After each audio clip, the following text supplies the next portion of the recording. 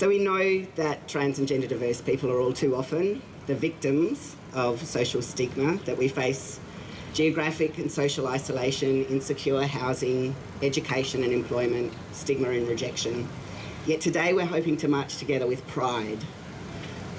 So I just wanted to take a second to really explore what it means and what it takes to find pride. In my experience, it has not been a birthright. It's not been something easy or automatic. And yet in LGBTQIA+ community, we talk about pride a lot. We've all heard of the tall poppy syndrome, in which people who are too successful or shine too brightly get cut down and punished. In Aboriginal community groups that I've worked in, I've learned that singling a kid out for personal praise can invite shame.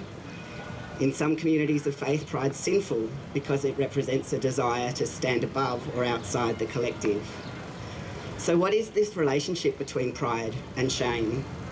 Are they two sides of the same coin, and is it a TGD thing?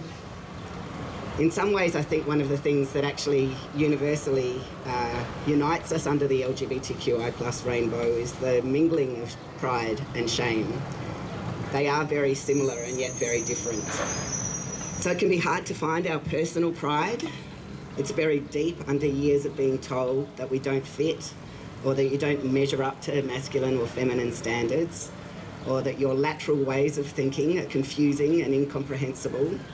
Being told over and over again that the world doesn't get you makes it hard to feel proud. Rejection leads to internalised shame and layers of self-loathing, and that beastly transphobia lurks within many of us. So when we're told we're not successful in getting the rental property or the job, or we're rejected on a dating app or on social media, it's easy to leap to the conclusion that it's because we're broken, not good enough, trans or gender diverse.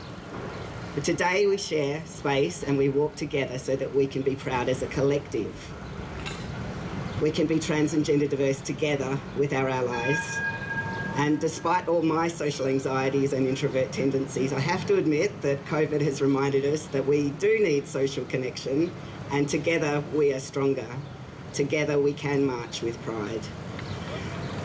We can be generous in sharing our insights into boundary crossing and transformation, seeing the world from multiple perspectives at once, in recognising one another's brilliance, eccentricity and bright, shiny individuality.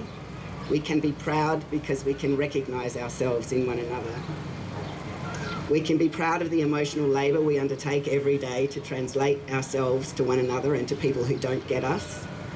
And we can be proud of our compassion, our understanding of difference. We are an honour to know, an honour to hang out with, and a privilege to march beside.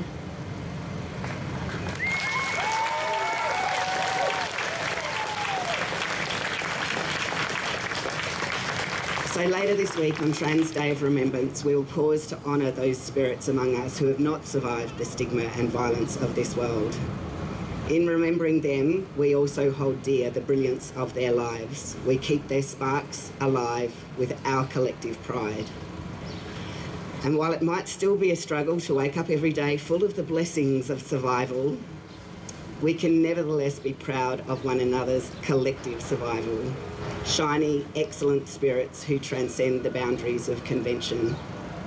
Happy Pride March. I hope you all have a fabulous, uplifting week of awareness, and that sometime you have a quiet moment alone as a separate, peaceful, individual soul to be proud of yourself.